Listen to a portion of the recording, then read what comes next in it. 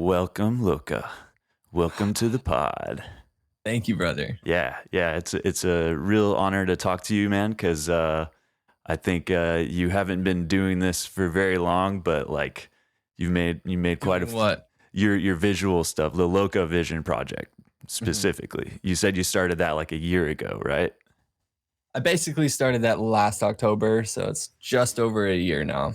Okay, cool. So in a way, you're the exact type of person that I love to talk to on the channel because one of the main like reasons that I started was because I am a musician and a creative person myself, and I'm like super fascinated by like how psychedelics can inspire creativity and catalyze creativity, but also like the aesthetic side that comes in, like both in Mhm. music and visual. Like visionary art, psychedelic music is like a lot different than just your ordinary, realism and all of that kind of stuff. So I just love to pick the brains of creative people like yourself Mhm. and kind of just like open up the hood and see what's going on there. And so yeah, I'm excited to like dig into that a little bit.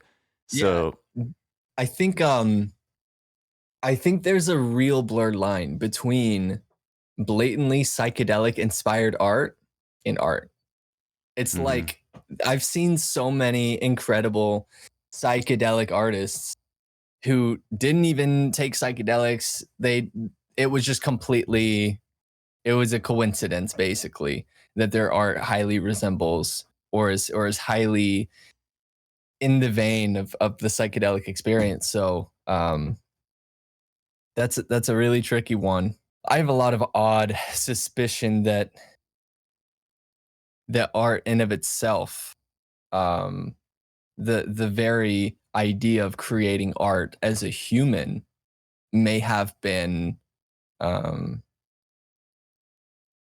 motivated by early on psychedelic experiences for humans. So Mhm. poetry, art, dancing, all these things. I think psychedelics must have played a massive role in the um, in what we call human cognition. You know. One of the things that comes to my mind is like I guess getting a little more into the detail of that. What do you think? Like, let's say we go back 100,000 years, a million years, and we're looking at our ancestors, like as they're taking these things for the first time. Do you think it might have been like some impetus to share what they experienced with other people or like to remember it? You know what I mean? Like, I need to get this out because that's kind of how I feel um, Yeah.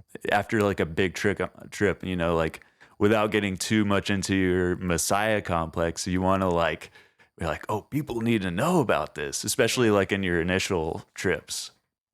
The the one theory that for me holds up is the Stoned Ape Theory in terms of this sort of like topic, right? Um, I think that if you think about it, dude, there's just these like primates, these like monkeys, and they have this experience that complete it's so much more radically different than your everyday experience. And I'm saying that from my perspective, right? But way back when, theoretically speaking, um, there were just these apes, right? And is there a difference between monkeys and apes? Yeah, apes are like the higher apes, like gorillas, Okay. and then monkeys are like more small critters. Uh-huh. Uh-huh. But yeah, they're closely enough related to where you could say an Mhm. ape is a like an advanced monkey kind of. Dude, just I just imagine like these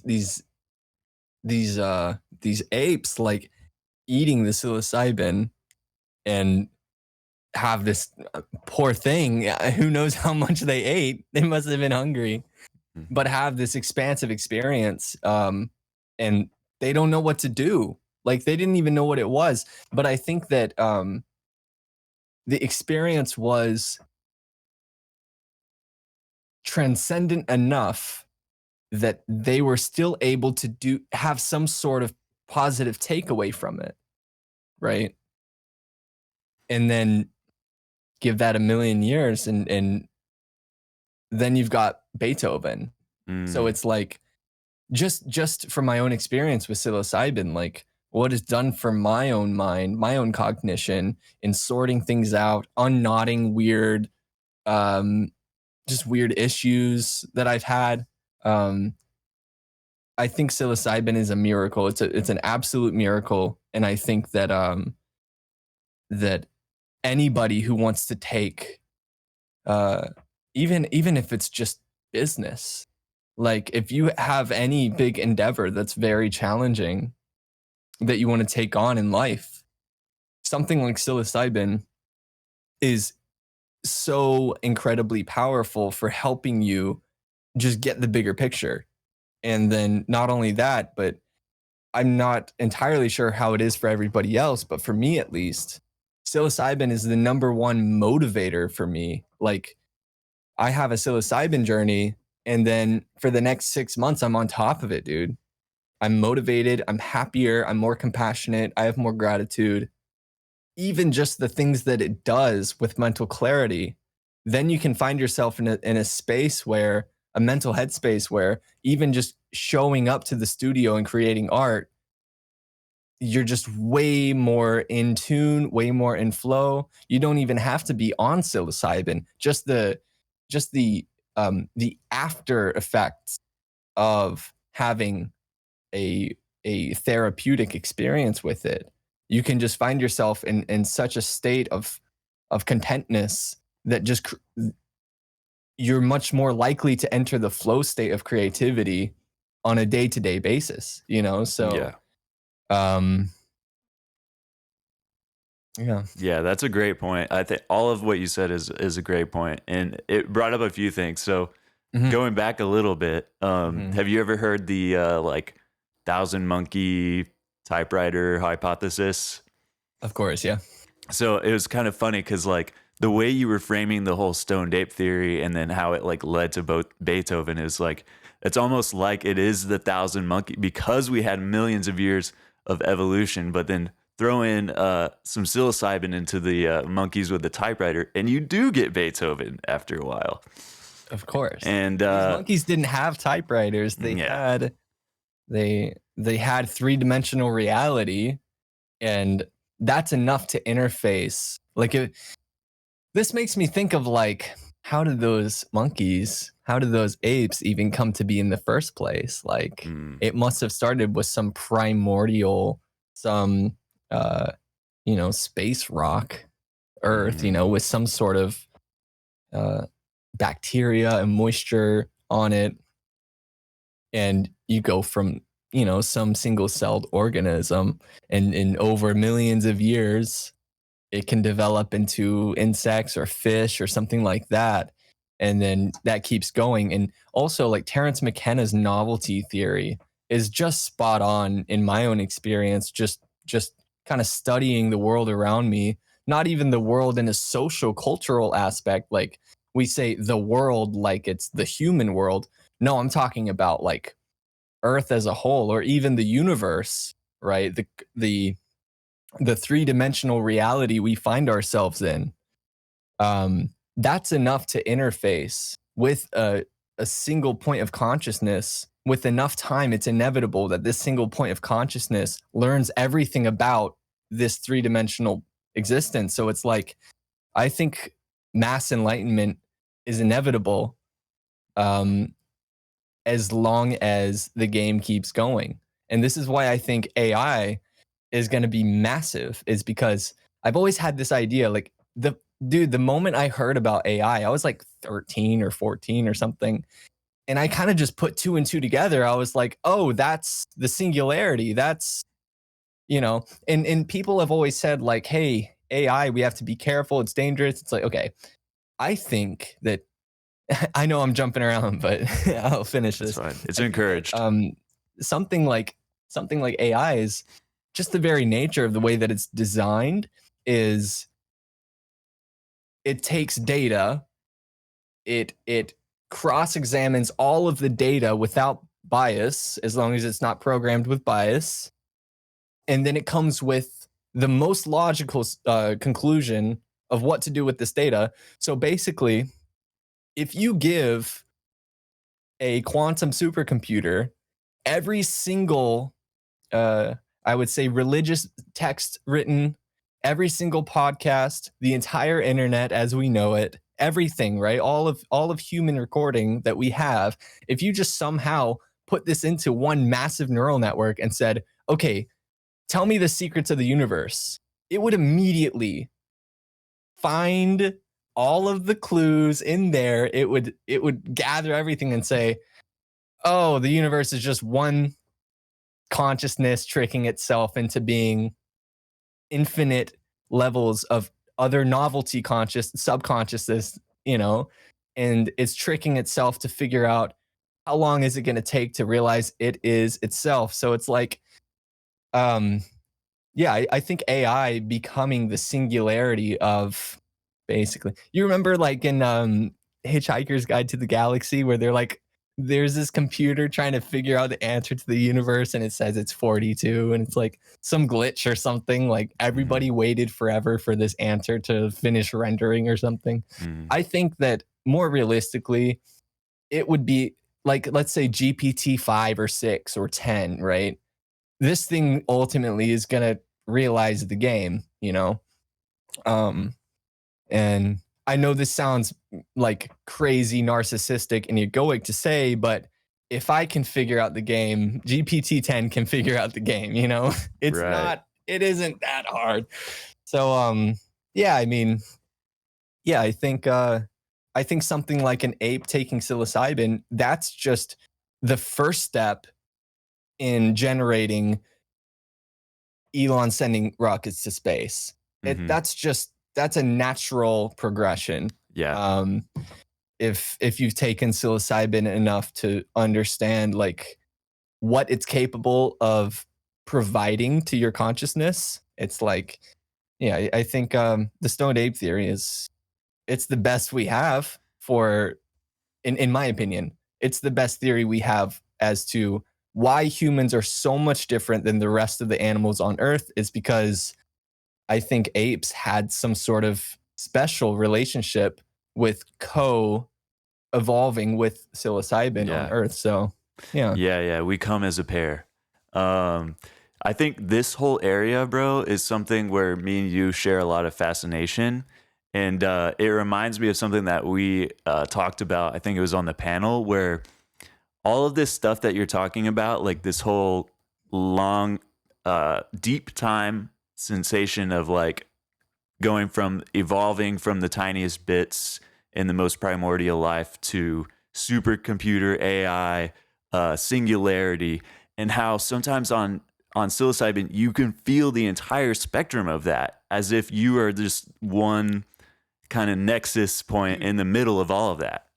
Basically, every time I take psilocybin, it's very interesting how when the boundaries of your default mode network, or what people call the ego or the identity, um, as psilocybin starts to sort of dissolve these boundaries of the default mode network and your brain starts to operate in different ways, not only does your sense of identity and the sense of time start to sort of break away, but um, I also get, well, because the sense of time starts to break away, the future and the past start to sort of bleed into the current moment in a weird way. And every time I take psilocybin, I get this sort of very ancient feeling, like I'm a monkey. And then I also at the same time get this very futuristic feeling, like, you know what I mean? So Yeah. it's like past and future and present kind of all just merged together. Um, and yeah, the first time I had a psilocybin experience, like I remember after the peak, once I was kind of chilling out a bit, I went to like this big national park. It was like a forest. I was barefoot and I was just running around these woods, climbing trees, jumping off boulders, doing flips. I just felt like so connected with, so comfortable with the outer environment like never before. And I was like, why do I feel like a monkey right now? This is crazy. And this was kind of a little bit before I really started to understand where Terrence McKenna was coming from with the Stoned Ape Theory. Um, yeah. Yeah, So I've experienced the same exact thing. Except for me, it was actually LSD that initially brought out that mhm. feeling. But it's probably the same like mechanism at work where like I think your idea of that is really interesting, where it's like the boundaries of time are dissolving so that you get all of that leaking in from the future and from Yeah. the past. I get the exact same thing. And I hear some people that get that, but I don't think it's like everybody does. And it also kind of reinvigorated my belief, I guess you could say, in Mm. evolution. Because I was like looking at my hands, I was like, oh, these are like banana hands. These are like swinging on some trees, like monkey hands. And it was funny too, because like I was having this realization about, you know, being an ape and how like these hands were evolved to swing around trees. And I was playing guitar and it's a wooden neck on the guitar and my hand was like swinging around. I was like, dude, this is just all monkey business. How funny is it that psychedelics, they like allow your brain to see such obvious, Hmm. like hidden in plain sight, like metaphors and stuff? Like the fact that you kind of put together that the human hand on a human invention, the guitar, because Hmm. it's made of wood, it's like a monkey hand on a branch. That's just like hilarious. Exactly. Classic psychedelic thoughts right there. Exactly. So Yeah. did you ever find it jarring though? Like, because I had an episode where the ape thing was like I was thinking about it a little too much, if you know what I mean, or was it always like a good version of that for you? Dude, to be frank, I have very, very little psychedelic experience. Like Hmm. this shocks everybody when I say this. I started making these visuals. I started experimenting with making psychedelic visual simulations about 4 years ago. Hmm. And at the time, I didn't, I had just, dude, the way I found the existence of psychedelics was through the replication subreddit. So Mm. basically, reddit.com, there's a subreddit called Replications, and that's where people post these psychedelic replications, right? They replicate, some memory of their experience to the best of their abilities and they upload it, right? I came across this as a video editor. Like I was a video editor just as a side hobby. Hmm. And I found this and I was like, dude, this is the coolest art I've ever seen. What the hell is this? And then I found out, oh, this is what you see on psychedelics. I was like, why is nobody talking as Hmm. artists? Why is nobody talking about this, Like this is just unreal. And I was in denial. I was in disbelief. I was like, there's no way reality can move. No. That's impossible. Like the amount of doors that opens up for possibilities of research and science. I was just like, this is, and no wonder it's taboo. No wonder science is so scared to get into this. It's like, dude, this is reality shattering, Yeah. basically. So, Yeah.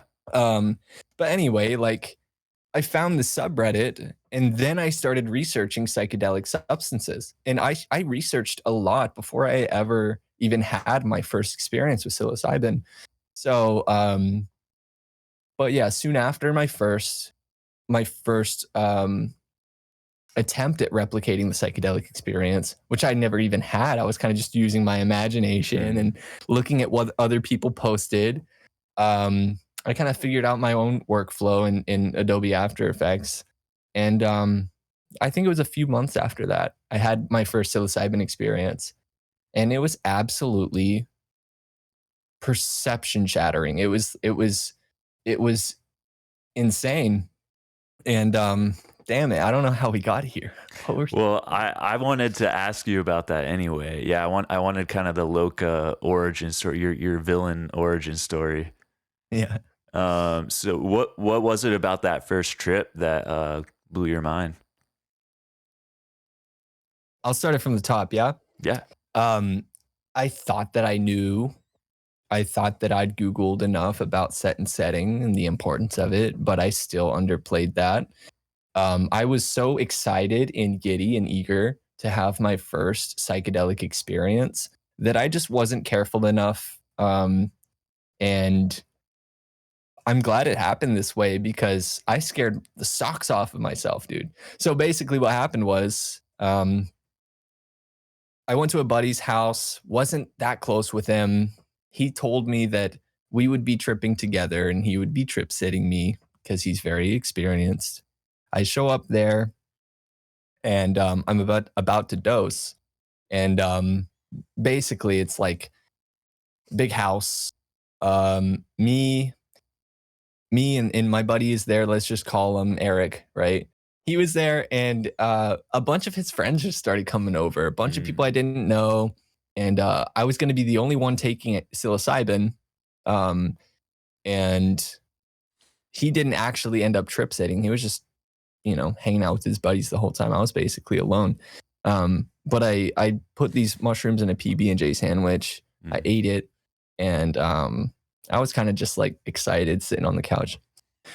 As they started to kick in, dude, I didn't even realize that I was tripping. So, and a little bit of backstory here, I was already used to cannabis, right? And I've had some really, really, really high doses of cannabis where I did get some visuals, but it was more like the visuals were kind of happening in my brain. And I knew that it was the weed causing these sort of like, it was like half visuals. It was like I thought I was kind of seeing something, but it wasn't. I knew it wasn't really happening, right? Dude, the psilocybin, the visuals were the visuals. Okay, here's a good analogy, right? It felt with weed, it feels like I get super high, and anything weird that's happening is because I'm high on weed, right? With the mushrooms, I felt sober, but it felt like the whole world around me got high. And that's what freaked me out is I thought that I broke the universe by eating psilocybin. So basically, I took 2.5 grams of cubensis, like regular mushrooms, and things started moving. Like there was this like big rug, and each individual strand on the rug was like twisting around, changing colors. I was like, and the day before, I'd been like meticulously working on a specific like psilocybin replication, and it felt like the visuals I was getting, it was like the universe was like competing with me on the visuals, and I was seeing these visuals in such high fidelity that I was like, holy shit, like I will never be able to make visuals that look this good. Like it is just down to the atom, down to the molecule. The reality around me is animated at such a in such a divine way. It's just like anyway, so visuals kept getting stronger and stronger. And then worst idea, dude. I'm on like the back porch and these guys are like, hey, you want to smoke? Oh, so they pull out a joint. I didn't know what I was doing. I was used to smoking too. I thought I'd just kind of relax. No, dude. I hit this joint and within minutes, like, and I hit the joint right before I peaked too. Oh, blast off. So 2.5 grams, hit the joint, my first experience. And every time I've mixed cannabis with psilocybin, the clarity of mind kind of goes away and things get very chaotic and things get very confusing. Very, very chaotic. So hit this joint, I start peaking, I start freaking out, dude, because the guy that was with me at the time on this balcony, it was just him and I was asking him, I was like, dude, are you seeing this? Like the ground is moving, over there, that tree is moving, this house is moving. I was pointing at everything and he didn't take anything, but he was telling me, yeah, I see it. So this was confirming to me that I broke the universe, that everyone is seeing this, right? The clouds started forming these massive faces, right? And these faces, the clouds started coming right toward me, right? In the sky, all the clouds from all directions were coming into my direction. It wasn't like all the clouds in the sky were moving all to east. It was like everything in the sky was coming toward me. And these faces were like making smooching faces and smiling faces. I was getting so freaked out. I was like, dude, the world reality is shifting and changing and transforming. And I bet everyone in the world is seeing it right now and they're all reporting it. Right. Yeah. Well, no, not everyone in the world. I had this feeling that it was only within like a mile radius or something. Okay. Like it was starting here and it was Right. going to spread out. Anyway, I was so freaked out, dude. I thought that the universe was broken and that it was my fault. And that Mm. not only that, that people were reporting this, and I could just like sense that like the government was sending helicopters my Yeah. way to come figure out what was happening. So I panicked, dude. Like Damn. true panic. Hands were shaking, and because I was tripping so hard, like I would like pick up my bag and set it down and then go find my phone, and then by the time I grabbed my phone, I lost my bag, and I was going back and forth, scattered, panicking, shaking. I was dropping stuff. um and also there's this really weird, it's like this weird, I think it's some sort of mechanic of the ego trying to trick itself. But basically, even though I was just panicking a minute ago, I was still able to go downstairs, and I was like smiling, and I was like, hey guys, like, oh, is that a guitar? And I picked up somebody's guitar. I started playing the guitar, waiting for my brother to come pick me up. Um, so it was like I kept forgetting. I kept like my memory was so wacky that I kept forgetting that it was the end of the world, and then I'd Mm. remember, and then I'd forget. But also, that's also when I started to experience synchronicity for the first time. Because, dude, like there is a point where, and Terrence McKenna does talk about this too, where um, waves of synchronicity will kind of pass through the whole system. And what I mean by that is like I was on the balcony. I was about to go downstairs, right? I had all my stuff ready. And I don't know why, but this big wave of confusion hit me. Like it like hit my whole body. And I was kind of in this daze for a second. I was like, what the fuck? You know? And then, and as that happened, there's like a whole party going on downstairs. The whole room went silent downstairs, and everyone starts going, what's going on? Wait, what? What's going on? So it's like this massive wave of confusion passed through the whole house, Whoa. basically. And I was like, whoa, like, and that's reaffirming that I am in control of the simulation, basically. So it was a lot, dude. It was really intense for my first time. But then after I came down, I was like, oh, so that's psychedelics. That's mushrooms. That's not weed. I didn't just get high. I just entered this quantum soup of consciousness where my consciousness changes everything around me, which means that my consciousness and everything else are intertwined, and you can't disconnect them, right? But that was still a very, that thought was like kind of far back in my thought process. I still had a lot more to think about on the surface, but yeah, as a first experience, dude, I learned a lot.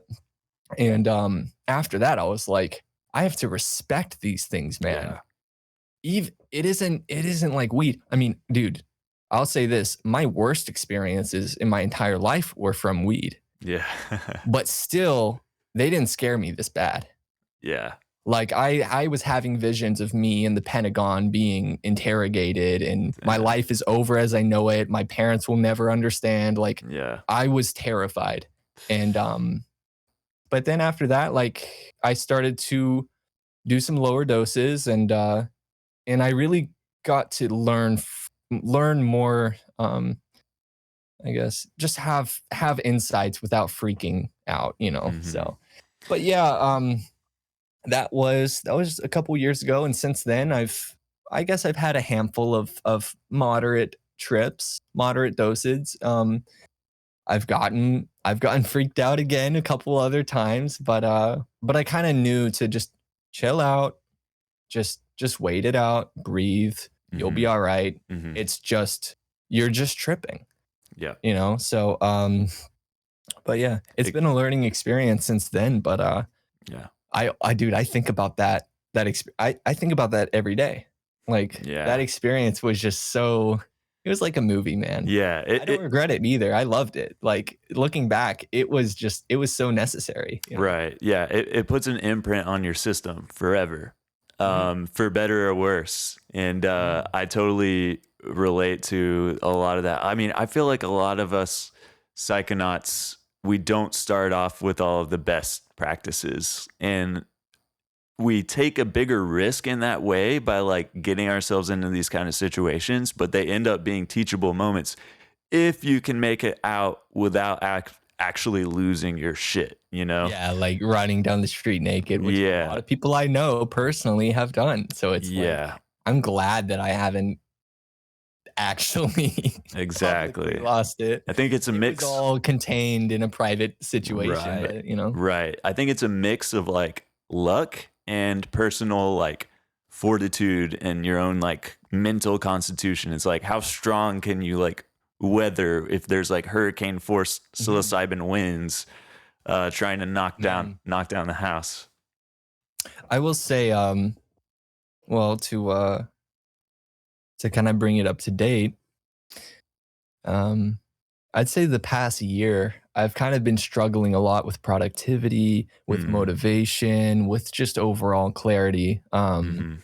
I've had a couple of psilocybin journeys in the past 12 months, but none of them were really that transformative for me. They were mostly just light therapeutic doses to help me Yeah. with whatever it was I was dealing with.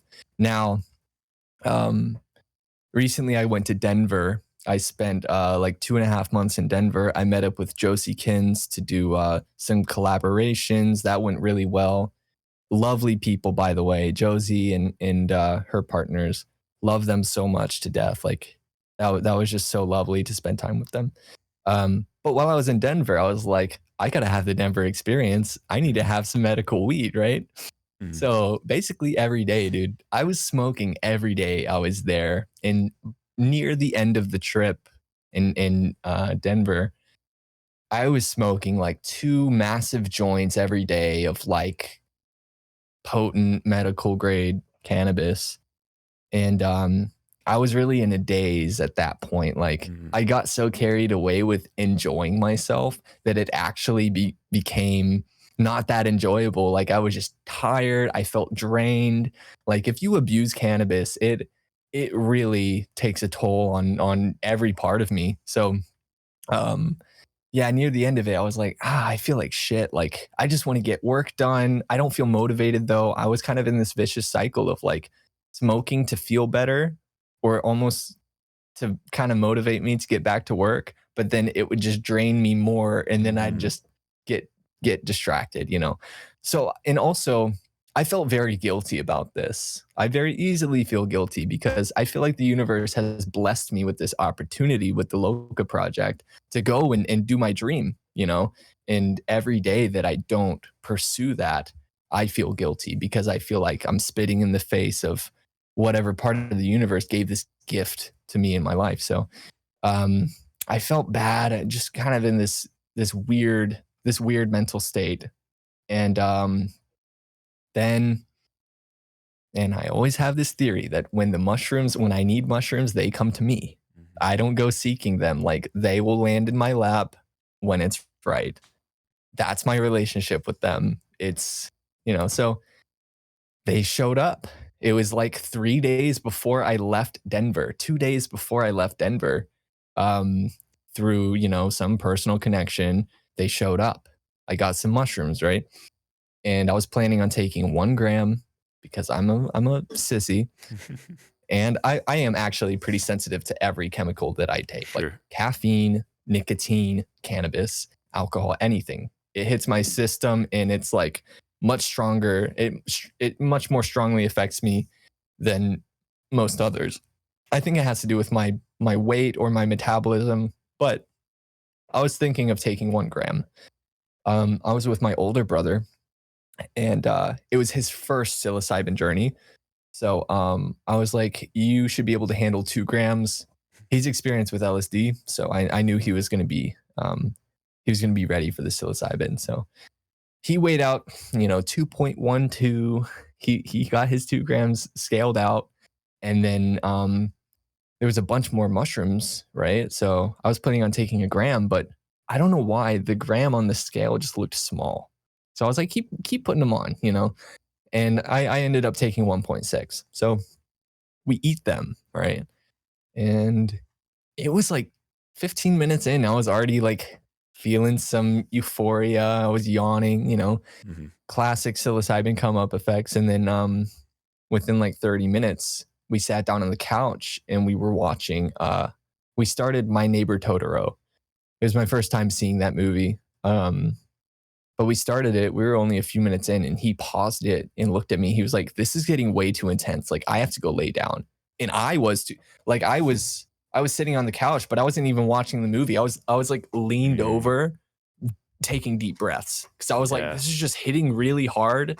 But still like over the years, through like meditation and other means, I've kind of built this mental resiliency where even if a trip is hitting really hard, I'm able to just navigate it mentally. I know it's going to be all right. So I wasn't stressed out, but I was kind of I was doing whatever I could physically with my body to kind of navigate all these energies that were passing through me. So started to get intense. My brother goes to lay down. I go to the shower. And actually the past few psilocybin journeys I've had, when it hits really hard, dude, the warm shower, if you just like sit in the warm shower and do deep breathing, something about the warm water really, really helped me get through it. And it was sort of, I was also asking for it because, set and setting is very important. My mindset, my set going into it was, I was already dealing with these feelings of guilt and other sort of negative feelings. And so the mushrooms, it felt like there was this friction between the purity of the mushrooms and the impurity of whatever was going through my mind. And that friction, it's kind of burning it away. But what you get while it's burning it away is kind of this friction, this side effect of discomfort, So that's a great way to put it. Yeah. And also talking about these things, it helps me understand what it is as well, so yeah, showers, like I got over the peak in the shower. Like I peaked really quick and then started coming back down. It started to level out. So like I peaked in the shower, got over that, and then I started smiling. I was like, okay, now we're in. Now we're in business. I got over the really uncomfortable part to come up. Now I'm chilling. Now we can enjoy the trip, right? Yeah. So then shower still going. I step out of the shower and I like open the door. I look at my brother. He's in bed. I'm like, hey, you good? He's like, yeah, I'm good. I'm like, cool. So then got out of the shower. We were ready then. So then we started the movie, watched the movie. Very, very amazing bonding therapeutic experience with my brother.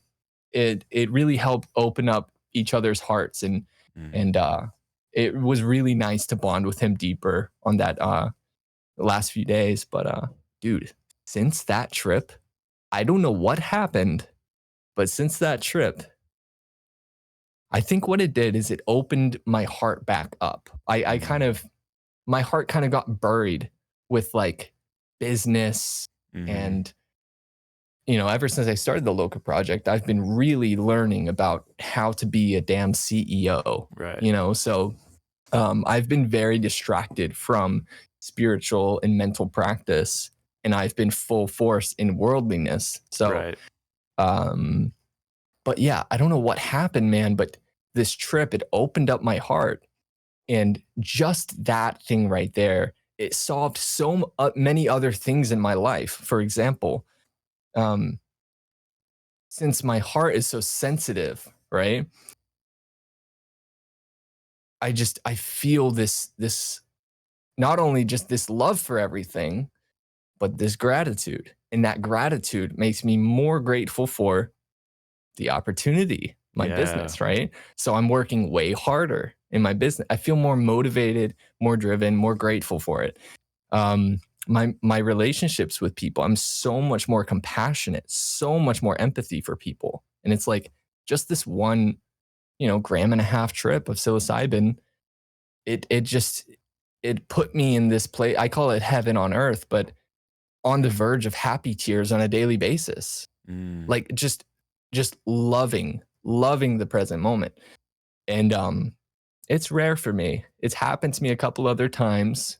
Most of it was caused from a psilocybin trip, or meditation or whatever it was. But this sort of heaven on earth feeling where everything is just so precious. Life just becomes so precious to me, you know, that that just the way that I approach life on a minutely basis is different. Mm, The way that I approach a conversation, the way that I approach eating dinner. Like I look at the food, I'm like, this is a miracle, mhm, right?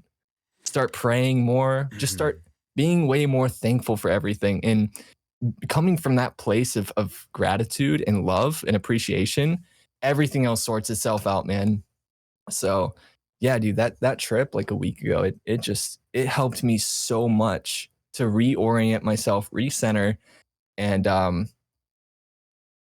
no more feelings of guilt, of of not being proud of myself, things like this. Like all I have are just feelings of thankfulness, man. Thankfulness on a daily basis since then. And it's almost like it's getting stronger. mm. Like I'm building momentum with it. So it's just helping me so much. Um yeah, man. Yeah, that Psilocybin, it's an absolute miracle that we have yes. psilocybin. It's unreal to me. And every time I take it, it it goes it's like I'm continuing this dialogue with it, learning Yeah. more about it, and I can't wait for the next trip, you know? hmm So, yeah. That's incredible, man. Yeah, there's so much gold in what you had to say, and it kind of reminds me of like what you mentioned earlier. Like, I guess you were speaking from experience when you said how like psilocybin could even help someone with like a business or whatever, which might not be everybody's first thought, but it's incredible how you pointed out how like the getting to the very root cause of opening your heart up, and then Mhm. that unlocking like gratitude, and then that unlocking motivation, like that's crazy. Yep. Like you wouldn't have been able to just like sort that out in your head and then like, okay, let me just open it up. Like the psilocybin is the key there. And Something Terrence McKenna says that I always doubted in the past. He says you can't do it without the plants. He was talking about spiritual enlightenment and higher spiritual attainment, this kind of stuff. He said, "Why should you have to do it alone? You should be mm, able to cut a deal with the plants that hey, if I'm humble enough to surrender myself to this plant medicine, which is a very feminine thing. Surrender and submission is a very feminine thing. And most I think guys um, growing up, well, maybe not now, but traditionally, yeah, most guys have trouble with submission. So it yeah, definitely teaches you that. But I've always thought like I'm sure spiritual enlightenment is possible through meditation and all of that. I'm sure it is. I think that if you're really dedicated, you can reach very high states of psychedelic experience without even eating anything external. Like your brain is a neurochemical factory in of itself. You just have to learn how to use it. But for me, I don't have the discipline. I'll admit I don't have the discipline to sit in silent meditation 10 hours a day and really do the work. Like psychedelics, dude, that's like you eat psychedelics, that's like a 10-day meditation retreat in 3 hours. And it's automatic. You don't even have to try, it just happens to you. So it's like that right there is such a powerful tool. You're utilizing purity of consciousness to sculpt and shape your lifestyle, basically. It's an incredible tool, not just for spirituality, but for basically anything that has to do with cognition, which is hmm life. hmm So yeah. yeah, yeah. I think that dose, those low like 1 gram to 1.5 gram, they're perfect. You ever heard of Farm Boy Slim? He's the dude that Why does that sound so familiar, dude? he's in the Discord. He's not like super active, but Ah. he's I tried to get him on one of the panels. He wears like a giant mushroom costume. Oh yeah, I've seen him. I've seen Okay. him. Yes. Okay. So he always talks about how like 1.25 grams is his sweet spot for like dialogue with the mushroom, like doing that kind of psychological work. Mhm. So yeah, now I just call that the farm boy Think about it dose. like this, man. If you're in a desert, right? If you're in a desert and it's dry and you're thirsty, the last thing you want is a hurricane. Mm. Just a little bit of water is nice, right? Mm. So like for me, I've like lemon teched 2.5 grams of albino, Mm. and that was so punishing. That was so intense that there was no room to breathe. I couldn't slow down and learn in the moment. Mm-hmm. It slapped me, dude. I've heard this term called hyper slap Yeah. from people who abuse DMT, and then the DMT entities or something, they hyper slap you and give you a really rough time, and then you don't want to touch it again. The psilocybin, it silly slapped me basically, but yeah, from that I learned, like, dude, if you just take 0.5 gram for the next 2 or 3 hours, there is so much there. There's so much rich content there in your mind to learn from. You don't have to take more than that. It's like, take 1 gram 100 times and then do 1.5 and see what happens. Now, I'm not gatekeeping high doses. I'm saying there is so much content there in the lower doses that most people will overlook. It's like, that's some of the most therapy I've ever gotten from psychedelics is 0.5 gram. Well, yeah, 0.5 gram, dude. One of my most therapeutic doses was a 0.5 gram dose of psilocybe cubensis. Right. And it's just, it barely opens up that door, and then my heart opens up. That's all I need. Then it's just, I'm in classes in session, you know. But with the higher doses, it's like, dude, hats off to Terrence McKenna. He would do 5 dried grams and then smoke cannabis on the come up. Yeah. Like with his eyes closed. Yeah. Like, dude, I found it to be more intense with my eyes closed, physically even. Like I closed during that trip a week ago, man. Like that was some of the most intense psilocybin experience I've had. It was a relatively low dose too. I guess I didn't even know what kind of mushrooms those were, so it could have been some interesting subtype. But yeah, man, lower doses. That's golden right there, man. Yeah, I think it is a little bit underappreciated because like there's so much intrigue and hype around those larger doses because it's just like the craziest stories you'll ever hear. But you brought up a good point because it's like the way I treat higher doses is almost like exploration rather than work. You know, it's like you're just going to see what's out there. But you're more likely not to retain information or bring insights back because of being slapped like that. You know, it's just kind of more of a visceral thrill kind of thing. Not to say that there isn't any value that can come from those bigger trips too. But yeah, it just seems like even if you like look at the landscape of psychedelic YouTube and like all the trip reports, it's like the stories about 0.5 gram experience are not going to be as like enticing or juicy as you know, the 10 gram or the guy who took 30 hits of acid, you know. So it's like we need that healing so bad as like a humanity right now. Man, I think so too. It's funny. It's I don't think I believe in coincidence anymore. I think everything is just synchronicity. But last night I was watching do you know the YouTuber Boogie2988? Oh yeah, I was just He's about like to watch his documentary. Yep. Yeah. So, dude, I watched part of it last night because I saw Vivek did a video on the topic. Yeah. But I watched it, man. I watched the ending of it, and Boogie does take psilocybin for the first time in his life. And I was stunned, man.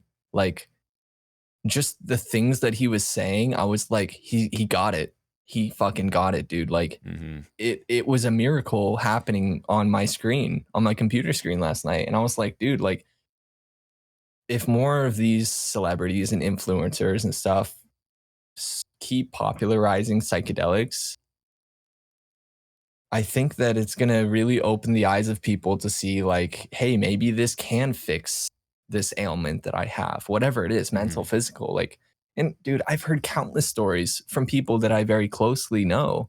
For example, good buddy of mine, almost a mentor of mine, good older brother. His name's Coco. I met up with him in Costa Rica, spent like a year living with him on a farm, kind of just working, right? And he told me stories of his ayahuasca journeys where like, or ayahuasca ceremonies where he like had this knot in his shoulder or something for years, and like he kept stretching and he couldn't get this weird muscle irregularity in his shoulder. He couldn't work it out. But then during this ayahuasca ceremony one night, like something happened. I'd have to get him to tell the story to me again. But something happened in the trip and something clicked with him mentally. And he physically heard and felt this little click. And his shoulder was just fixed miraculously. Pure magic, right? And he hasn't dealt with it since then. Dude, my younger brother, he had these weird issues with his back, and during a ayahuasca ceremony, he confronted these issues with his back. They were like a physical manifestation of some karmic trauma that he had. And after that ceremony, not only did he lose weight, but his back was like, he had like these bumps and stuff on his back and they were gone, you know? So like, I've heard so many stories of psychedelics. I think what it is that your consciousness can interface with the root source code of the universe, and you can edit the universe in these sort of unconscious ways. And I think that psychedelics, they really do open the portal to what we traditionally call magic. When I see like Disney princess movies, these fairy tales of the teapots dancing and singing and moving, like all of these fantasy stories might be real. You know what I mean? Like psychedelic inspired, magic inspired, whatever it is. I think that I mean, you've heard Terrence McKenna say everything is magic. And I think that's the case. I think that this place we live in, we're so unconscious to see that this reality we live in is a infinite dimensional sculpture of perfection. And it's hard to see it from where we're at, but from God's perspective, it's perfect. So, and this is, dude, I'm scared to do DMT. Me too. 100%. I haven't tried it. But yeah, a good friend of mine, he's a visual effects editor. We've been working on some stuff for your mate Tom. Oh, cool. But he told me like what he likes to do is just have a really baby dose of DMT. Not like a breakthrough dose, but just a tiny baby dose. And he says it's like having a little psilocybin trip for 10 minutes. Yeah. And I'm like, dude, that would be cool to be sitting here in the studio writing music and just like hit a little bit of DMT, get this flurry of ideas and inspiration, knowing, hey, I'm going to be back in like 10 minutes. I'll be good. But I think with enough practice, really low doses of almost supporting doses of DMT, I think that could be really popular soon. Instead of doing a low dose of psilocybin, it's just like a really fast release trip of DMT. I think that right there could be really cool for creativity and productivity. I can just imagine, but I have no experience with it, so I'm speculating. But, thought I'd mention that. Wow. Yeah. No, I think that's great too. And I would be super down to do the same exact thing that you're talking about. Like my dream collaboration would be doing that, like hitting like a tiny amount of DMT and like make a song with Flying Lotus or something. Dude. Yeah. So talk to me a little bit about your music endeavors. Yeah. I have a background in music. That's kind of, I grew up playing drums, and then when I was a teenager, I kind of got into like recording and production, and then really got into like hip hop and pop production and stuff like that. But in the past few years, I kind of just put that all aside and focused full time on Loka. on visuals, but I'm curious like where you're at with music. Yeah, for sure, man. Yeah, because I didn't realize until I like started to get to know you a little bit that your like main thing has historically been music. Yeah. So yeah, I play in a bunch of bands. I'm a guitarist and a singer, and I've been in my main band, which is called Sunrise and Ammunition, since I was 14 years old. Wow. So I'm 30 now. So like literally Wow. more than half my life, I've been in this one band, and it's like with my brothers, my best friends, and we play like progressive psychedelic rock. So kind of think Sick. like maybe like Mars Volta, Fall of Uh-huh. Troy, that kind of stuff. That's crazy. Yeah. And then And what instrument do you play? I'm guitar and vocals. Cool. Yeah, so I kind of like the way I see my approach to it is like I'm a world builder. I realized at some point along the way that I'm not like a super technical player, although it is like progressive rock, so it is kind of technical, but it's not like shredding, you know, like Yeah. crazy. But I realized that my strength is like bringing in a new mood or like opening a door to a new room, and every song is like its own kind of That's a better moodscape. skill than any other skill you could probably have in music because dude, I've seen people who can shred and do all that, but it's almost like they're it's like they don't understand the soul of music. hmm Like it's like it is an athleticism. art to them. It's like a Yeah, mechanical right. it's like a acrobatic thing to them, you Yes. know? It's Yeah. purely mechanical. Yeah. Right. Like an athletic thing rather than a Yes. like an That's artistic how it thing. that's how it was for me growing up because and I think I really got burned because drumming is the Mm, one of the most mechanical forms of musicianship physically. yeah. And growing up, like I started playing drums when I was 3. So it was so default in my life that I didn't even see it as art. I didn't even see it as beautiful even. It was just fun. It was how I hmm exercised. It was just the way that I let off steam basically growing up, but it wasn't until dude, it wasn't until the past few years that I've really it's really became more conscious to me what art even is, the Mm, essence of art. And now it's not about blast beats. It's not hmm about what BPM can I do 16th notes. It's not hmm about that, dude. It's about the feeling. Yeah. It's about the feeling of the music. It's about how it modulates my emotions. Yeah. That's the thing about art. And once I got that, then it wasn't just music that I understood. It was poetry. It was Mm, dance. It was hmm the culinary arts. Everything opened up. And not even just the arts. Everything became art to me. Right. This lamp on my table is gorgeous. Right. What does this lamp feel like emotionally right now? You know what I mean? So the very essence of art itself opened up to me. And then I could understand the objective of writing a song. That's the mission Mm, of writing a song is to chase the feeling that inspired me to write it.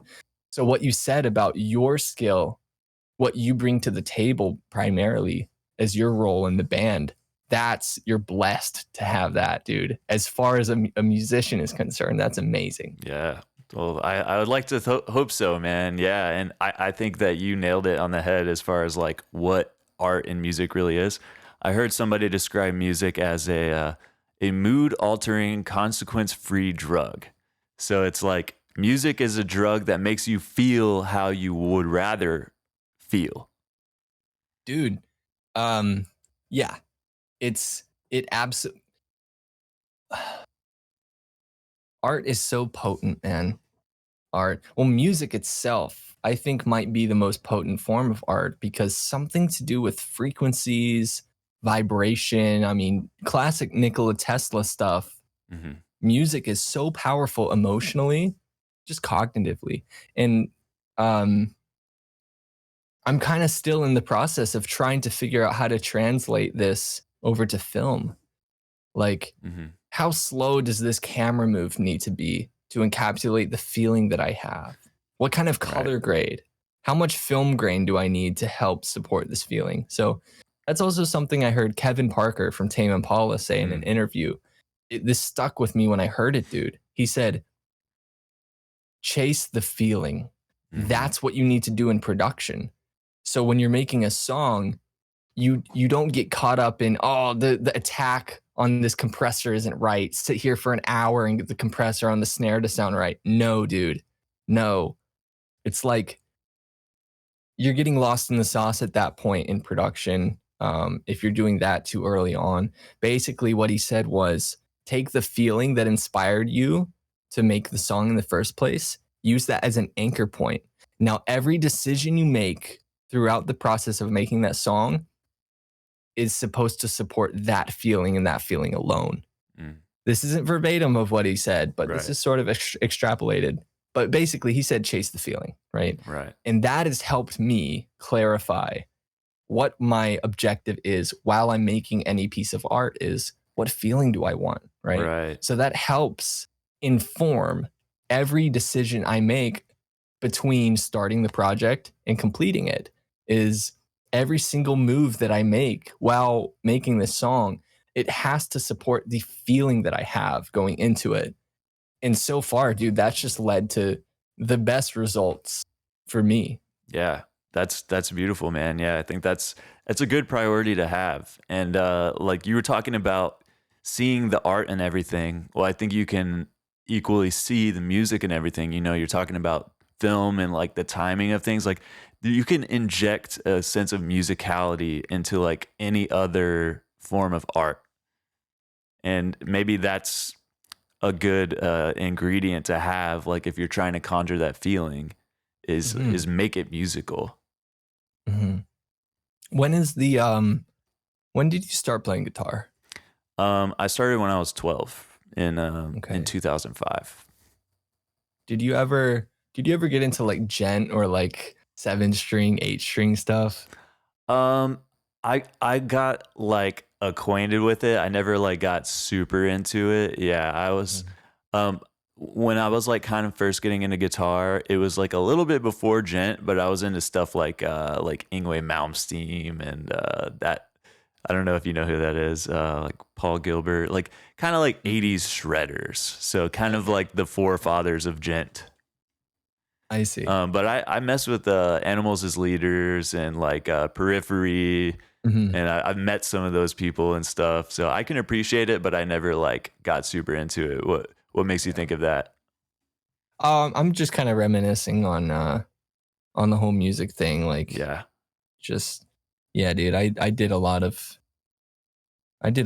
grew up playing in a lot of bands. Like when I was like 12, a college band wanted me to play drums for them, and I was always very young, but still capable of playing a lot of different stuff. So I always thought drumming was going to be my life, and I got like cymbal endorsements and stuff. Oh wow. There also came a point where like I was in a band playing music that I wasn't that passionate about.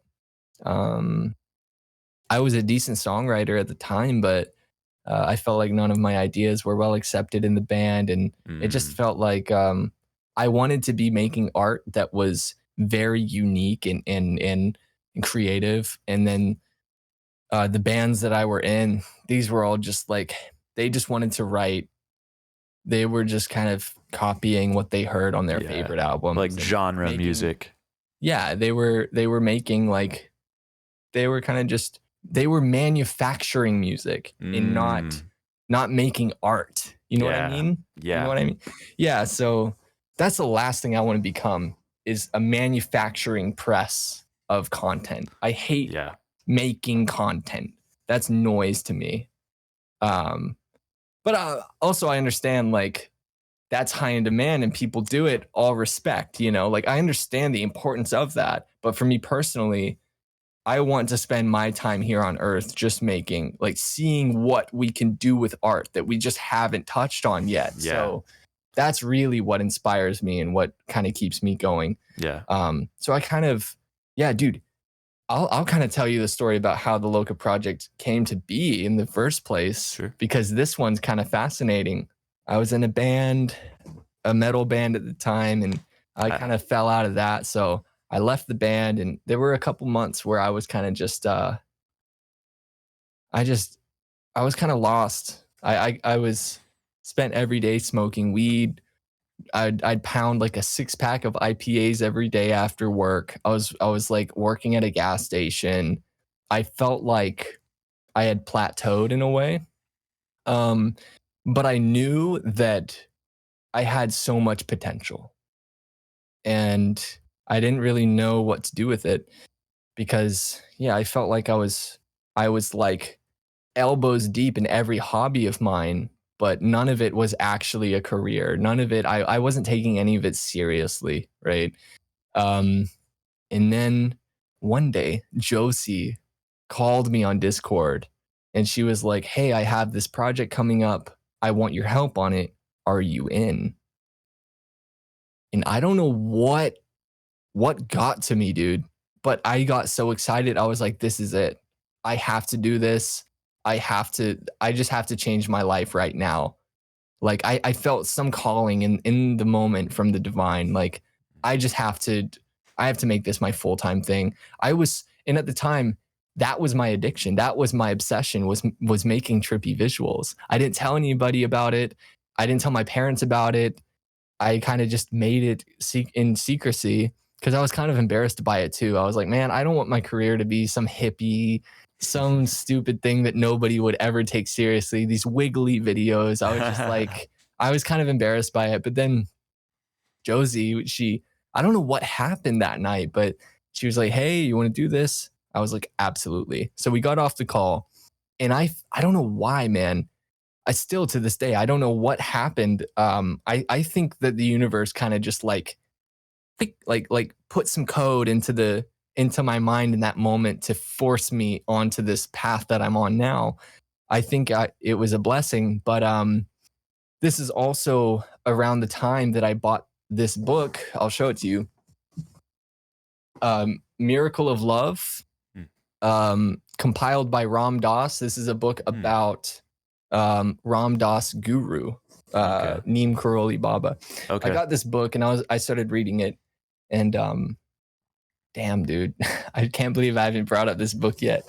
But yeah, I started reading this book, and I think I'll blatantly attribute a lot of my success to this book Hmm. because in this book it says even at the beginning of it that Maharajji, he was this, very high spiritual guru.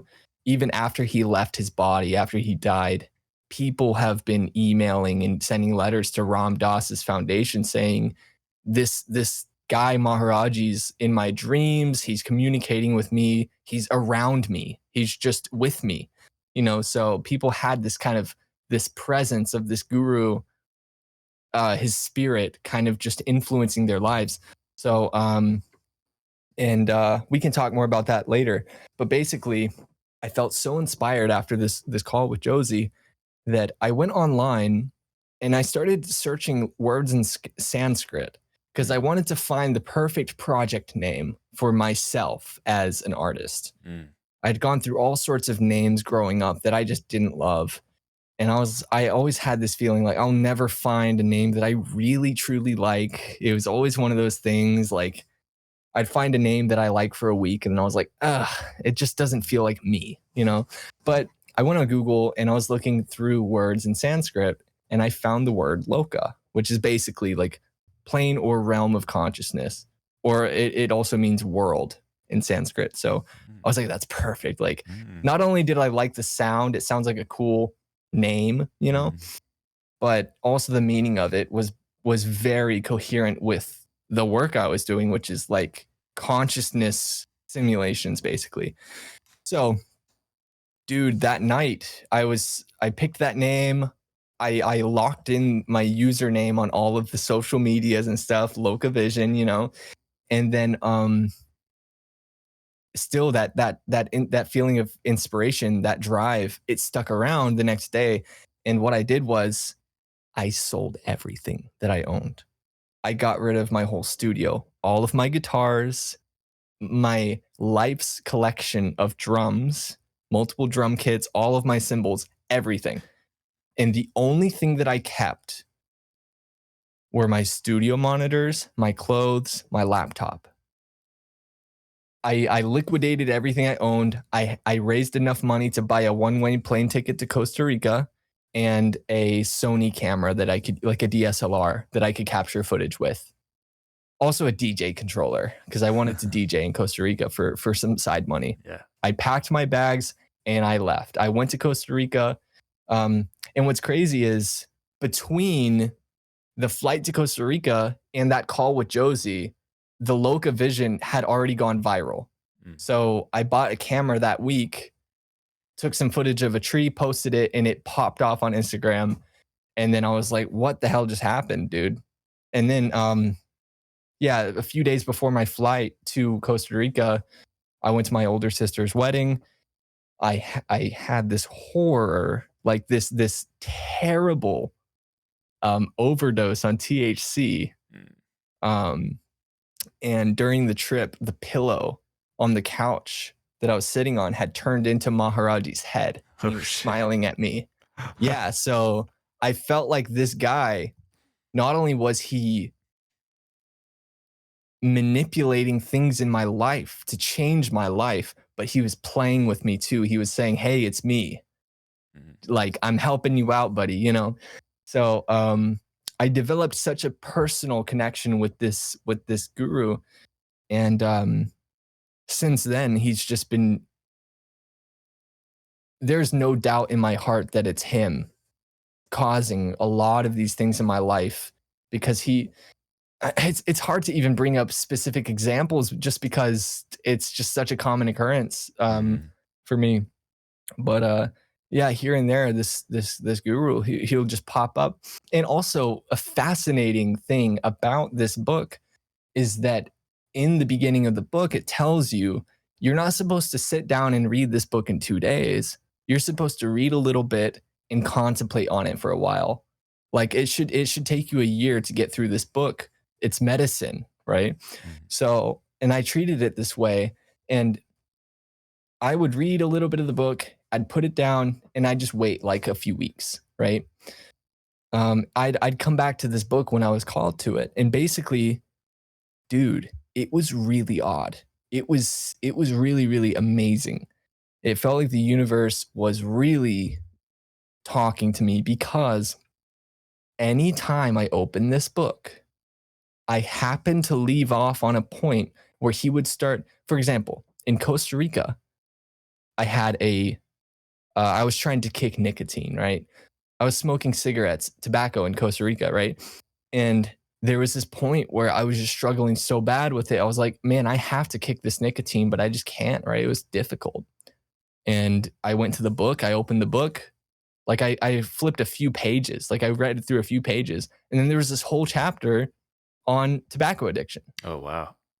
Every time I opened this book, it would be directly, blatantly, explicitly talking about whatever it is that was in my life at that point in time.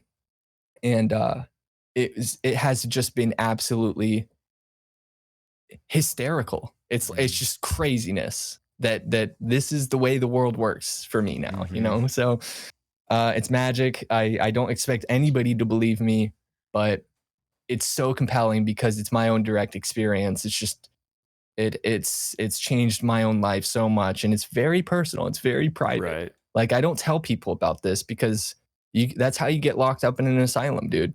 Yeah. Like during that first mushroom trip, when I thought that I broke the universe and stuff, I had these feelings of, am I the second coming? Am I the Messiah? Right? I had those kind of thoughts going through my head. Right? Yeah. But then I was like, oh, that makes sense why people go crazy. Yeah. Why people go running in the streets thinking they're Jesus. It makes sense, you know, with the mushrooms. My buddy Coco too, he's told me stories where like the mushrooms were trying to tell him that he's Jesus and stuff like that. So it's just like, yeah, but it's really easy to, I think the deeper you get into trying to understand consciousness, the more traps you come across. And it's really easy to find yourself in delusion. Sure. it becomes very easy to find yourself in some weird spiritual trap, some weird mental delusional, like, conceptual thinking that just doesn't line Yeah. up with reality. But then also, I don't know if I believe in an objective reality.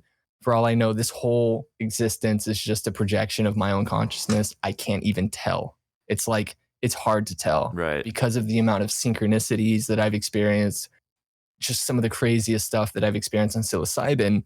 It's like, it has really, it's paradoxical Yeah. to think that there is an objective reality. It just doesn't add up to me. So it's Yeah. odd, but yeah, I kind of just went through a flurry of different things. No, yeah. I think that just to your last point, man, it's such a delicate balance that you have to walk, because like you can have these kind of experiences, and I think maybe a healthy approach in my own experience is just being able to poke fun at yourself. You know, like how you would be like, oh, that time I thought I broke the universe, saying that like lightheartedly. And then also just being able to be like, hey, there's a chance that this isn't actually the external world or whatever, but like you can still engage and like even like lean into those things. And just another thing that what your story made me think of is that the powerful ripple effect of making art in the world. Because if you think about this yogi guy, his book and his words as his art, and like he's now passed from the physical plane, but because he created these things, it's having this like outsized impact on your life and like Yeah. guiding you and enlightening you, and like Right. I feel like that applies to other mediums as well. So yeah, that's crazy. It's also crazy how small of a world it is, man, because it's like, how many people are on Earth, you think? It's about People? 8 billion. How many of those people do you think use social media? Like have an Instagram account? I would put it between 1 and 2 billion. Okay. Maybe With that maybe said, more. Um right now I'm nearing 250,000 followers on Instagram, Mhm. but on the grand scheme of things, that's not a lot of people, right? And there will be times where it's just like I'll find some random funny comment on an Instagram post or something. Like I'll find some account, click on the account, and they're already following me, right? Mhm. And this happens at like an alarming rate where I'm like, Yeah. it is, or like I'll meet somebody and their friend is a big fan of mine or something, or like, okay, I'll tell you this. In Costa Rica, like the week I got there, I went into town and I was with my buddy Coco. We stopped by the shop, one of our friends' shops. He like had like a little cell phone store in Costa Rica. This small town called La Fortuna, and it's near a volcano. Beautiful fucking place, dude. Absolutely gorgeous. Like I miss it. But small town, bunch of locals, right? And one of the locals there, he was good friends with Coco, and he introduced me. And Coco at the time, he was so hyped up about the recent success that I've had, and he was like trying to tell everybody, like, dude, my buddy over here, he does these cool psychedelics visuals, and he was like showing this his friend, we'll call him Anthony. He was showing Anthony these visuals on his phone, and Anthony's like, oh, I know this guy, and he was like, this is him. He's pointing at me. And Anthony, his face lit up. He's like, you made this? I was like, yeah. He's like, dude, I'm a big fan. I was like, what is happening right now, dude? Small town in Costa Rica. Right. I started doing this like 2 months ago, and I'm able to meet people face to face who have been inspired by this very new endeavor that I just started. It's craziness, man. And this is just the beginning for me, and it's kind of scary. It is very intimidating to think like the potential opportunities in the future. Just a few months after that, like everyone started texting me my phone, like, dude, you're on Rogan. I was like, what the fuck? Oh yeah. Rogan showed my stuff to Red Band on one of the episodes. Yeah. And that's the only time in the past in the Loka project, that's the only time I've gotten butterflies where I was like, what is happening? Yeah. When I That's saw that, huge. I was like, oh, this is getting a little weird, So, Yeah. That's huge, man. Yeah. yeah. Jamie, pull that up and it's you. God, dude, scary. It's crazy, man. Yeah. It's haunting because it further affirms my idea that like this whole simulation is just a figment of my imagination. It's like a very complex figment of some infinite consciousness Right. that thinks that it's this little guy named Loka.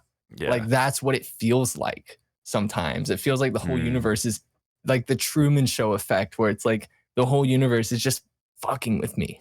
Yeah. Just for its own fun. And then I die and I realize, oh, I was playing the joke on myself. Yeah. It's all okay, So That's the cosmic wink.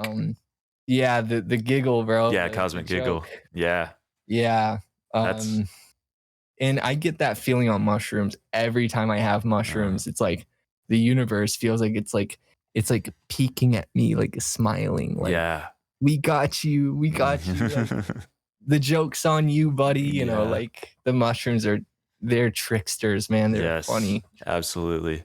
I've gotten that same feeling too, man. Yeah, and it really is a small world too. Like even me just like linking up with you, like I'm pretty sure my friend sent me one of your visual videos like shortly after you came out. I think it was the one with the tree. So this would have been like, I didn't realize it was like that new at the time. And then me and I was talking to Josie because like I heard like I think it was like Mr. Beast was talking about how he has this group of other YouTubers that they like have these calls and like give each other advice too. I heard him say that. Yeah. So then I was like, we need to do that in this. Yeah. So I told Josie the idea and she was like, that's a great idea. And then you happen to be one of the people and you guys, you two have collaborated. We hit it off. Like basically when I first found the subreddit, I started posting immediately and my posts quickly became like, basically as soon as I started posting, my posts were competing with the top people there who have been doing it for like 8 years. So like that was alarming to me, but it caught Josie's attention very quick because she was the admin of that subreddit. And I very quickly established a relationship with her where if she wanted custom replications for a video essay she was working on, she could just go to me and be like, hey, can you make this, this, and this? Because the issue with most replications that you see is it has 8 to 10 different visual effects stacked on top of each other to make the whole psychedelic visual experience, right? But if she's trying to make a video on just tracers, it's rare to find a video of just tracers, something like that. So she came to me to kind of be her in-house custom replicator. Right. And just over the years, we've built this relationship. And just finally, like a few months ago, I met her face to face. Again, just amazing people, man. Like I love Josie so much. She's just so funny, dude. Yeah, yeah. She's hilarious. She's awesome. Bro. Yeah. But yeah, brother. Do you do anything related to film or cameras or anything? Not besides like the YouTube stuff. I made a documentary of this tour I was on with a band called Vinyl Williams. I haven't like put it together, but my brother is a cinematographer. So anytime I like need any of that, I like go to him. So yeah, I'm just a dabbler. Dude, what's the best show you've ever seen? Not TV, the best concert you've ever been to, bro. Yeah. Oh, that's a tough one. Okay, I saw. Okay, hold on, sorry. Maybe not the best, but your favorite. That's my a distinction favorite. there, Because I've seen some shows that were incredible, but I was like, I kind of want to go home for some reason. Yeah. I saw Tool. at an arena, and I was kind of just like, I'd rather see Periphery at a tiny club now. Yeah. Personally. Okay, so there's two that come to mind. I'll talk about a smaller one first. There was a band called Zorch. They're from Austin, and they were a 2-piece psychedelic like noise pop group.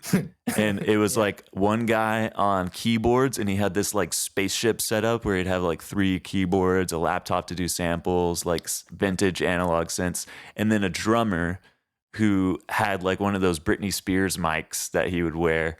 Well, And he would sing, you know, and he had some crazy chops too. Like you would appreciate. I'm gonna send this to you.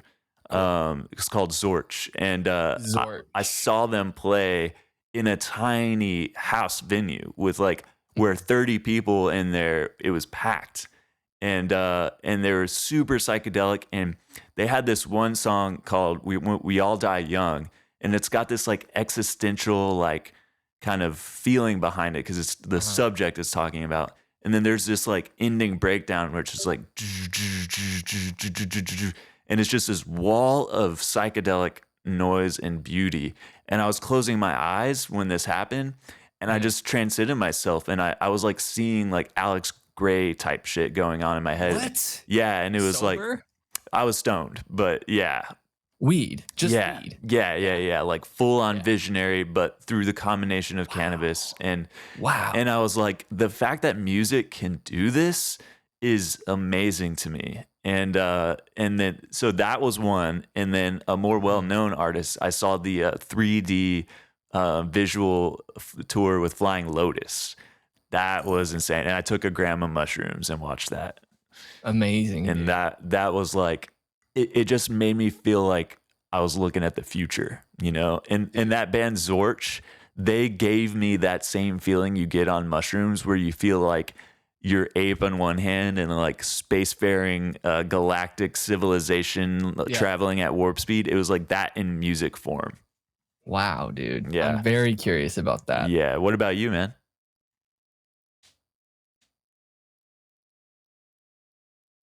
Okay, so when I was like 12 or 13, my older sister was really into metal, and she ran this blog online, just her own personal blog online, and she interviewed metal bands, right?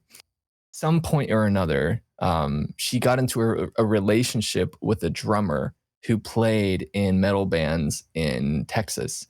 And he was just an incredible metal drummer, dude. Like this guy, he could do full velocity blast beats for an hour straight without breaking a sweat. Just really inspiring for somebody like me, a young metal drummer.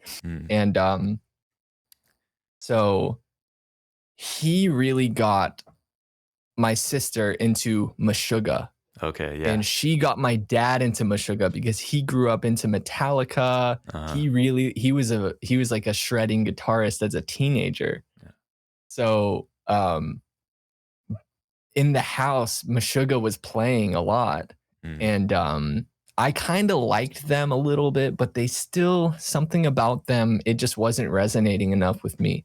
But then one time, my dad took me to see Meshuggah live. Now, I don't know what it was, dude. Something about seeing Meshuggah play live. No other live show has showcased that level of,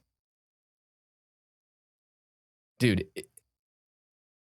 it was just so amazing. It radically changed the way that I listened to them after that. Now, Meshuggah is one of my favorite bands. Yeah. They might be my favorite metal band of all time.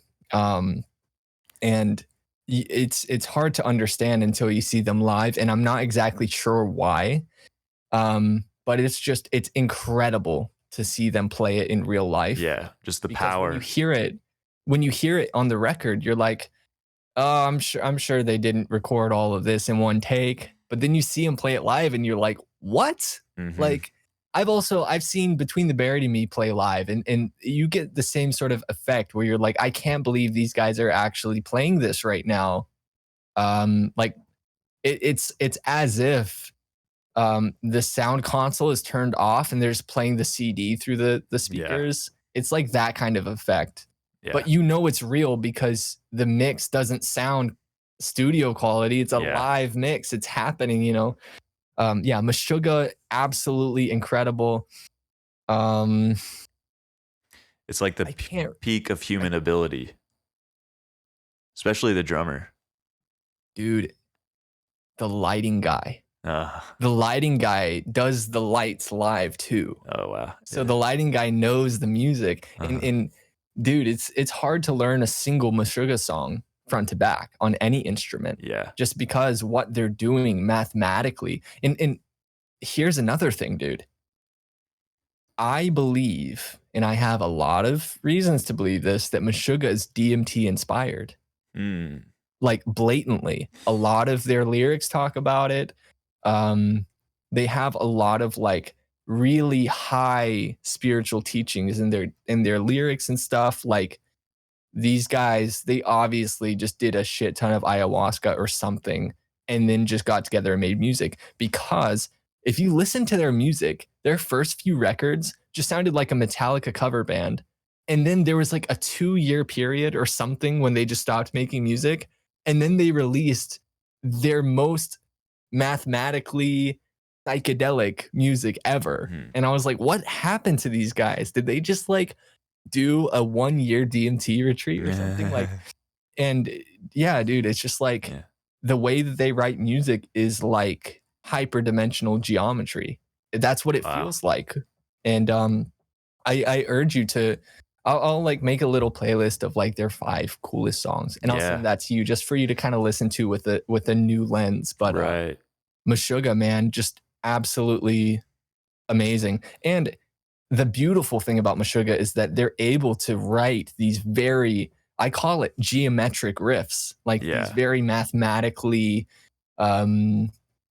multifaceted riffs, where it's like in the riff, you could think about it like if you think about it in triplets, it makes its own beat. If you think about it in Yeah. fours, it makes its own beat. So like each riff that they're playing is like, not only is it like polyrhythmic, but it's groovy.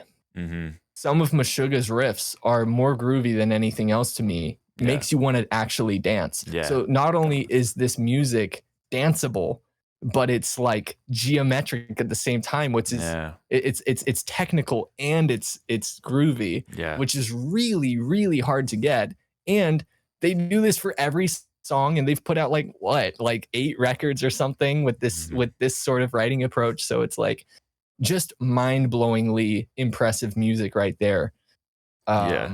I'm blanking. I can't really think of any other bands that I've Yeah. seen live that have made such a strike on my psyche, Yeah. leaving it. I For mean, sure. yeah, dude. Well, that's a good one, and I love the idea of like geometric polyrhythmic music that's like super groovy, Mm. and you could even there's this article I read about from this guy Eric Davis where he talks about like African drumming and how like their approach to it, especially in like large drum circles, it's like this modulating giant polyrhythmic like topology, like this surface. And to me that resembles so much like close-eyed psychedelic visuals where it's like you can almost think of the different points as like the polyrhythms and the way that it's all moving.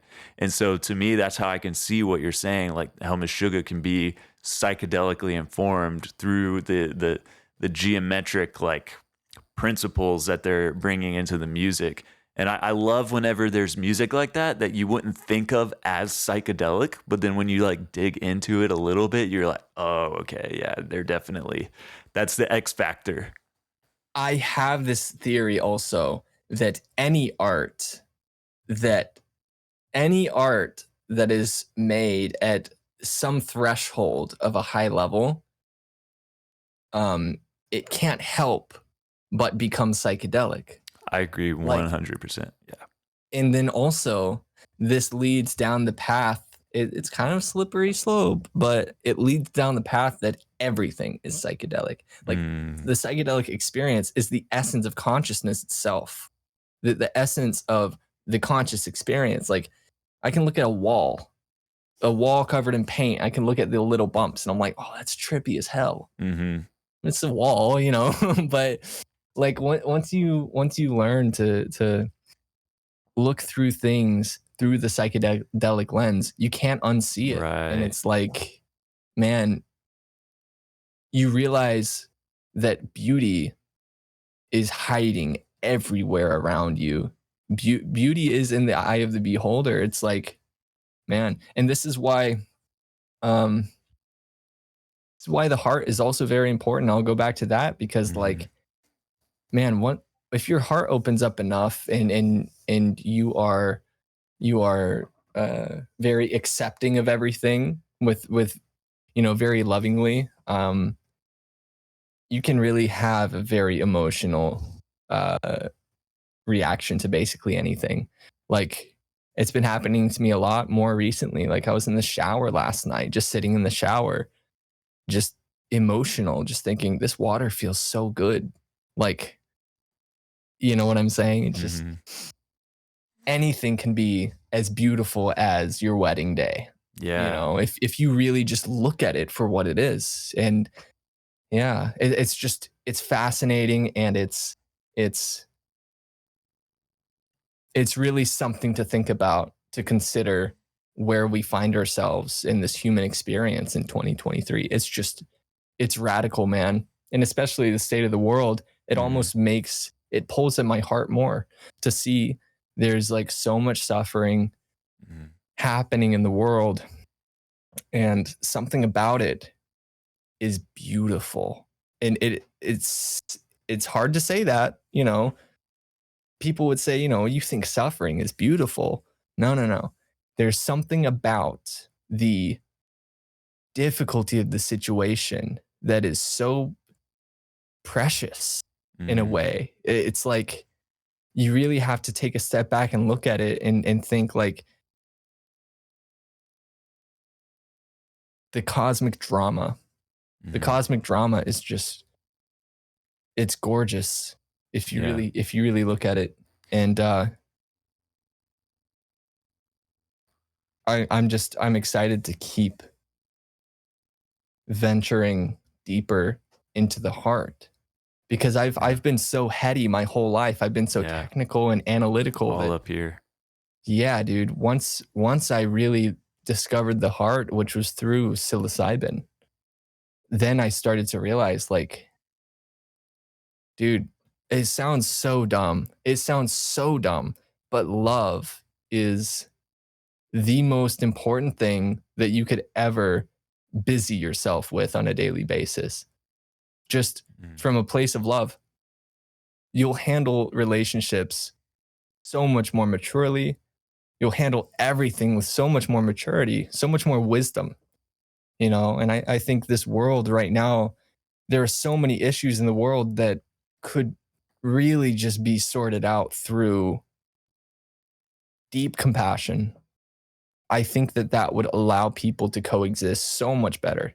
And like seeing that Boogie video last night, the documentary on Boogie taking psilocybin and seeing the effects it had on him, I was like, man, like it inspired me a lot. And Mhm. it makes me more hopeful that the world, maybe the second coming of Christ, is the widespread mainstream of psychedelics. Maybe the second coming during Armageddon is when the world is crumbling. God sends himself to earth again in the form of psychedelic experience. And that opens the eyes of everybody to realize how dumb we are, how much we've just been fucking the world up. Mhm. That's the punishment. That's the ultimate hell, is remorse, is realizing I could have loved this whole time and I've just been hating. That right there, that's hell, man. Yeah. And that breaks my heart. That really breaks my heart. Yeah. Yeah, I I think psychedelics are so much more beneficial to the world than people traditionally realize. Like, yeah, man. yeah, and I think it's not too late for everybody, Maybe some people are too far gone. Like I don't think you can fix like an evil dictator type of person, but like Yeah, there are yeah. plenty of people who just maybe neglect the love in their life and the compassion for others a little bit, Uh, and then the world could benefit from those people who are like still redeemable. And if we can get as many of those kind of people to like open their hearts up and make that a new normal too, we could see a lot of healing in the world. Because yeah, I feel like a lot of the problems that we have now are just like a lack of being able to see from the other's perspective. You know, like there's so and many times. Yeah. what doesn't help is social media, Mm-hmm. dopamine, Mm-hmm. fast food, luxury, convenience. All of these things they're whittling away at our ability to pay attention, really. Um, Mm-hmm. Attention is so important. That's the one energy that you have to put into meditation. That's the energy that psychedelics bring you when you take psychedelics. If I were to put it simply, they give you such an enormous amount of attention, so much mental focus, right? Um, that's what gives you that enhanced consciousness thing. But yeah, I mean, when people are so easily incentivized to just doom scroll through social media, to eat what's just readily available, right? So that's a lack of nutrition. That's a lack of mental practice. You're deteriorating your body, your nutrition, your mind, and this really zombifies you, and it makes you less courageous, which makes you more prone to fear mongering, stuff like this. So there's a lot of like vicious cycles and feedback loops of deterioration, of integrity and fidelity of the population. This makes it harder for people to come together. This makes it less clear what we're doing here on Earth. And really, psychedelics, they shake the snow globe, they break the mold, they help realize the importance of things. And I'll leave that on a quote too. There's a story of Ram Dass meeting with somebody, I forgot who it was, some environmentalist, some economic researcher, somebody like that. And they were talking about, what was it, climate change, or it was like humanity, um, basically the end of the world, right? He was talking about, like, he was asking this guy, is there hope that the world doesn't end up nuking itself, basically, right? And this guy said, no, I'm afraid it's too late. Like, based on my research, there is no hope. And then there's like a pause, and then the guy says, unless, and he's like, unless it would take a miracle. That's what he said. And Ram Dass goes, well, we've got those before. We've had those, right? So it is possible, right? It would take a miracle. And I think 99.995% people, their worldview doesn't operate on miracles. But for me, if you have enough faith in something, um, miracles happen in my life often, man. Like impossible miracles, miraculous things happen that are mind blowing. And at first, I was shaken by this, but over time, I kind of got used to it. Like God's got me. God's watching. God is sculpting my life in front of me as I take each step. So um, I think miracles they happen way more than people would even want to admit. It is a very mind shattering thing to come to terms with that. But I think the miracle that we need is for people to set their ego aside, take some mushrooms. I don't even know about acid, dude. Mushrooms, man. I think something about acid. I haven't taken it yet. I've been very careful because of course, you have to be careful with sourcing your substances Yeah. and stuff. I was blessed enough to be able to pick fresh psilocybin growing out of the ground in Costa Rica and eat that Oh, nice. just as natural as it gets right there. Yeah. But I think just my own theory, if psilocybin became more accepted, more embraced, that we could see a lot of progress between classes of humanity, between these different cliques of different people, for them to gain more insight as to why each other even exist.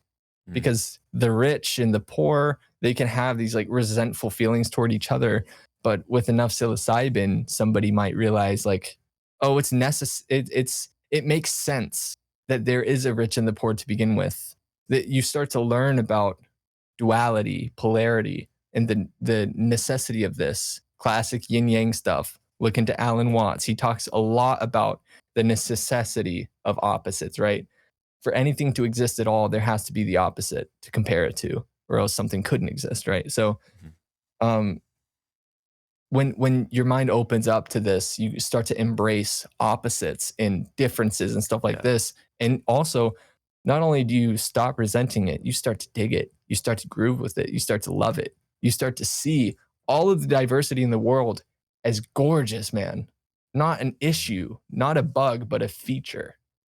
So, yeah, I mean, I'll meet people that, dude, I've met people that you could call evil people, and I could give them a hug with an open heart and say, dude, because I know in them is a heart that's just as pure, right? But it's covered up by trauma, by whatever it is.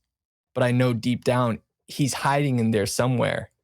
And my goal is to help recover that heart.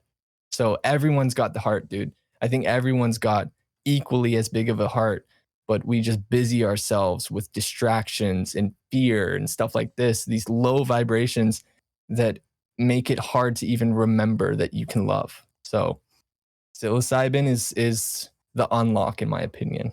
Yeah. That's beautiful, man. Yeah. And I would just, not to like refute your point at all, but just like, Mhm. I think in light of the yin and yang approach, I think it's also important that we like see our own potential, for those evils as well, as opposed to thinking of ourselves as only the good ones, like, Yeah. Um